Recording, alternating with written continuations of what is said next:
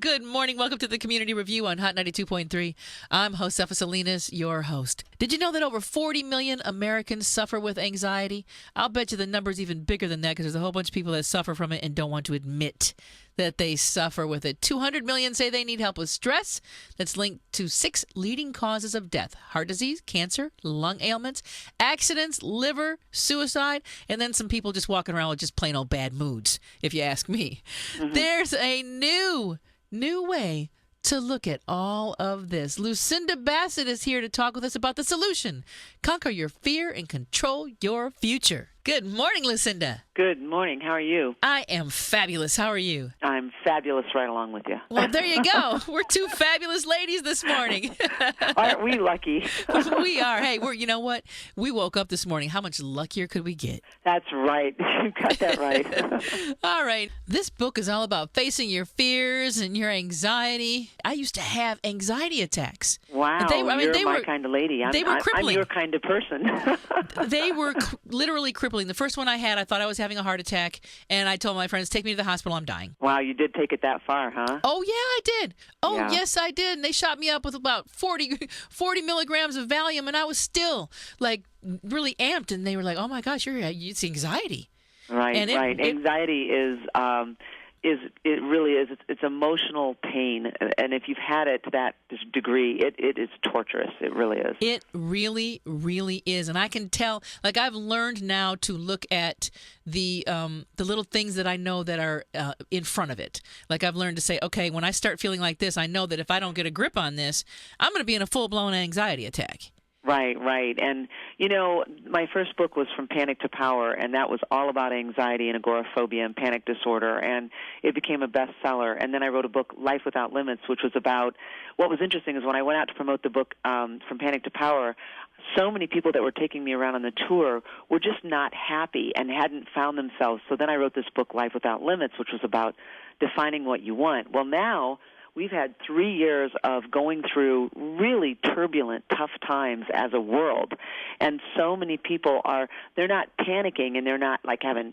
panic attacks per se, but they feel a real sense of fear and uncertainty and insecurity, and so that's why I wrote this book, The Solution. It's really about addressing what are you afraid of and how do you deal with challenge and change, because a lot of people also have had to deal with a lot of loss in the last couple of years, and so this book focuses on those emotions. Oh yeah, and I know there's so many people.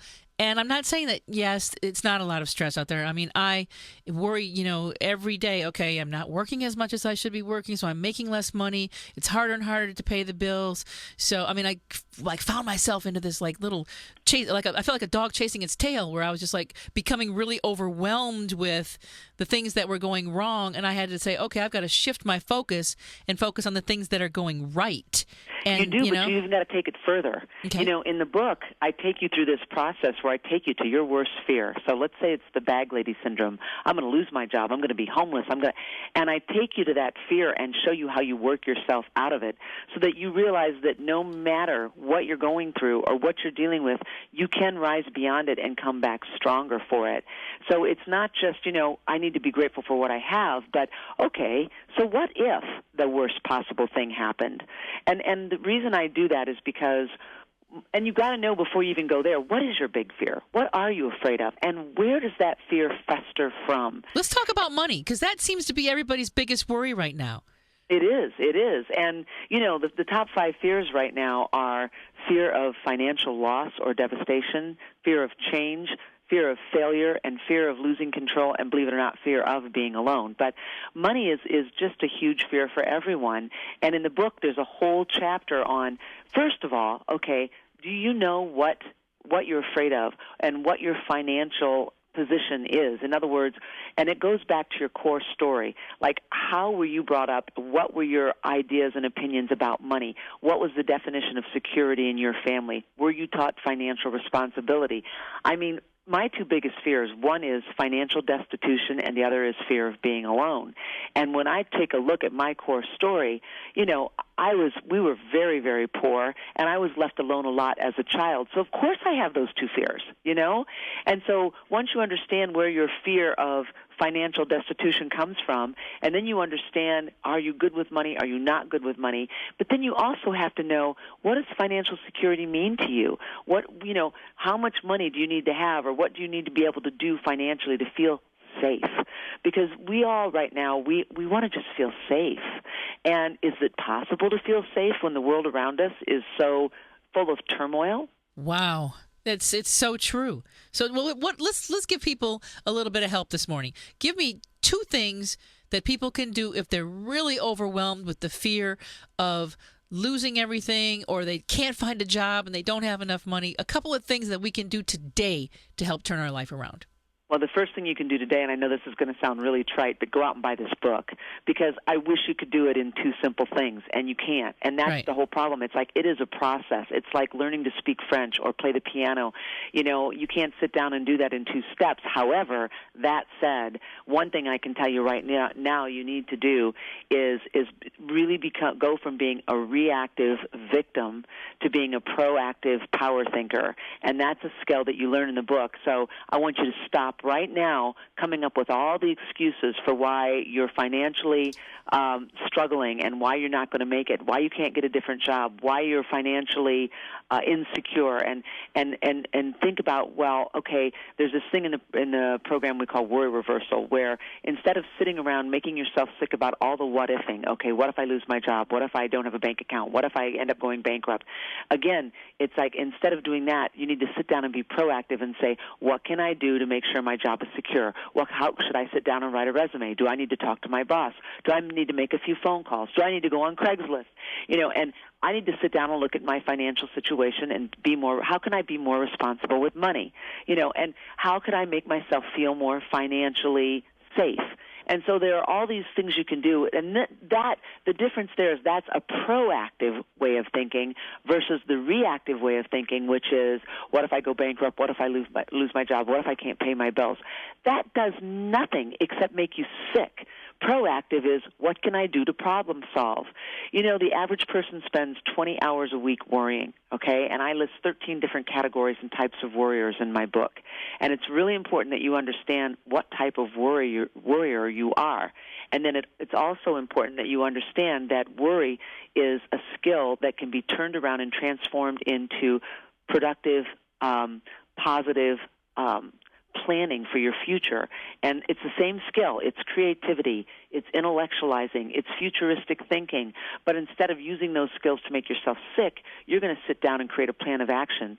This is this book is a 21-day program that actually gives you proactive skills such as worry reversal. It's things that you do in a day. Because the thing is, you're so funny because we're all so busy and we're wearing 9 million hats, 9 million different hats. Right. And we all want a quick fix. And I do believe that's what this book is. I do believe that in 21 days, you're going to go from being a negative, skeptical, victimized thinker to being a productive power thinker that really begins to look for the open windows in your life. Because we live in a community right now in 2011 and in the United States of America where you can do and be just about anything you want to do and be if you think from a positive perspective and you're a proactive planner. And I give you examples in every single chapter of people that are doing that. There are no excuses. I don't care if you're 18 or 68.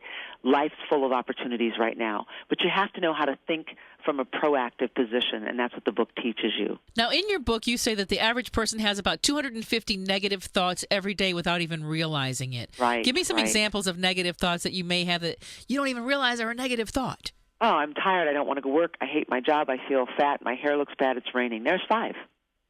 So how long does it take us to get to 250? Right. And, the thing is, too, negative thinking is an addictive behavior, and so is worry.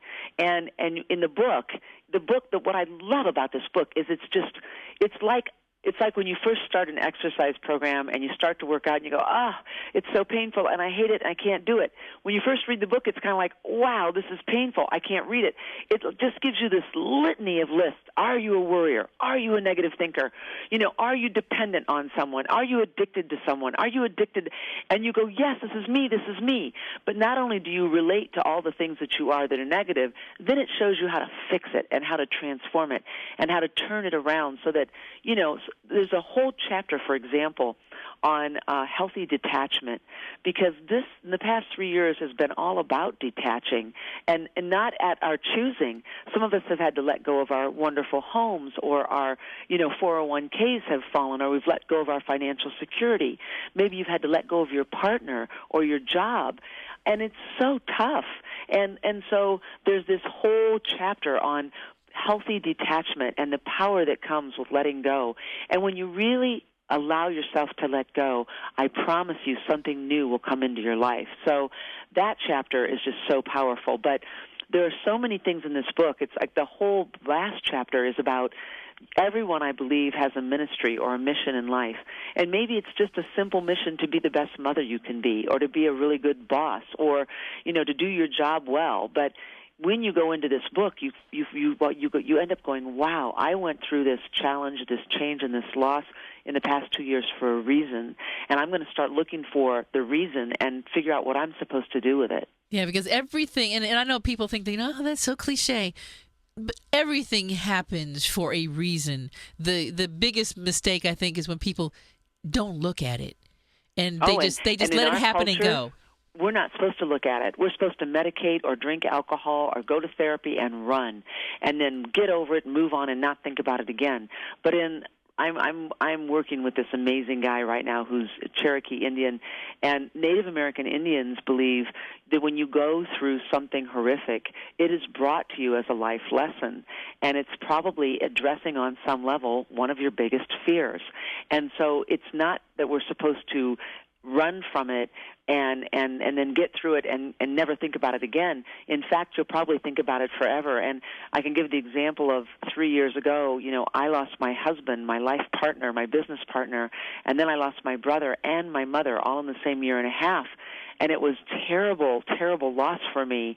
And yet that experience has taught me, my biggest fear was fear of being alone. And it just hit me all at once. And so part of the reason for this book is I'm sharing with people, what I had to go through. These are the skills I used to get beyond my huge fear of being alone. And I'm alone. I'm sitting here with no husband, no mother, and very few siblings left in my life. And I had a big family, and it's been very hard for me, but I got through it, and I'm surviving, and my family is intact, and we're all moving forward. And life's tough, but only the strong survive. And so if I can, in my life, I'm fortunate that I can take what I've gone through and use it to help others, but so can you, Whatever doesn't kill you makes you stronger, but you have to know how to find the strength in what didn't kill you. You have to know how to move beyond that pain and turn it into power. Wow. Absolutely amazing. The book is The Solution: Conquer Your Fear, Control Your Future. And I read it over the holidays, and I tell you what, everybody is telling me that they see this new light inside of me, and it's this new, they're like, wow, it's like you've just got this light shining through you.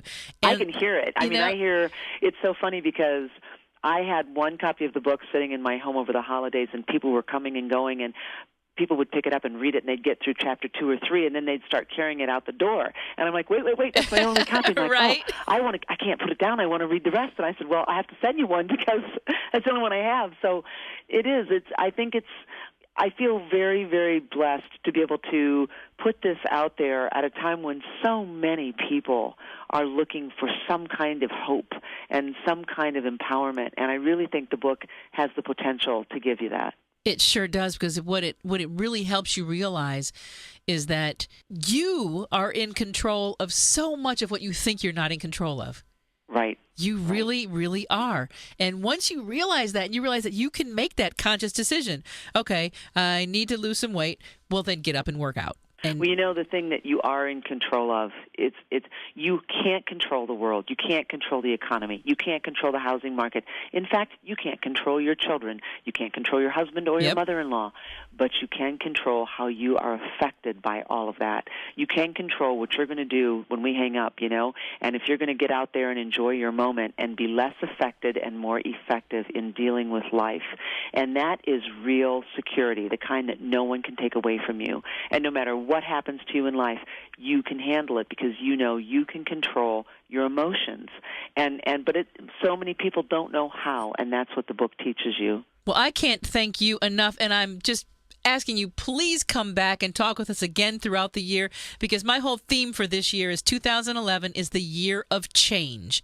Wow. It is time for all of us to make those changes necessary to get ourselves beyond all of the things that have been holding us back and make that change, even if it is a tiny step that you do today. There's a website, www.lucindabassett.com. Where else can they go for more information, Lucinda? Well, of course, you can go to Barnes & Noble. I mean, I was just in a Barnes & Noble store in Calabasas the other day, and there's a big poster of the book, and I felt like it was a sign from God. And a sign from my husband, you know. And so you can go to barnesandnoble.com. You can go to Barnes & Noble stores. The book is there. You can go to lucindabassett.com, one word, and you can go to midwestcenter.com. And follow me on Twitter. I'm on Twitter, and I have a blog, and I just would love to share all of that with you. So I think if you pick up the book, you're going to find it's going to set you up for a really great 2011. Oh, most definitely. I could not agree more. And, you know, we have these incredible conferences for young women and men. And this year I'm doing one in Ohio, one in Michigan, and 3 here in Los Angeles. We did one in Los Angeles last year. And I sure would like for you to be involved, because you are so incredibly dynamic. And I know that if we can get you and your words in front of the 2,000 youth that we will be affecting this year, I know that we can not only change their lives, but help them move forward. And we change 2,000 kids' lives. Imagine how the world will change. Oh, yes, and I am really good with adolescents, so I would love to be part of that. So just, let me know what I can do. I'd love to be part of that. Oh, for sure. Well, for sure, we're at least going to get those books in their hands, for sure. That would be great. Lucinda Bassett, the book is The Solution, Conquer Your Fear, Control Your Future. People, it's about change in 2011. It's the year of change. Are you ready to conquer your fear and control your future? I'm telling you, this book is going to walk you through it, and when you get done, people are going to be looking at you like they're looking at me saying, wow, there's something totally different about you. And I'm like, there is. It's me. That's what's different about me. It's me. Lucinda, thank you so much, and continued blessings.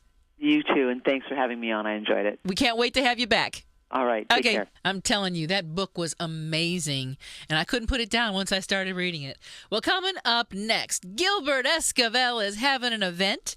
There's also going to be an event coming up where you can volunteer some of your time and change the life of a whole school full of kids. And then our annual Community Day is on the way. All the details are coming up next on the Community Review, Hot 92.3.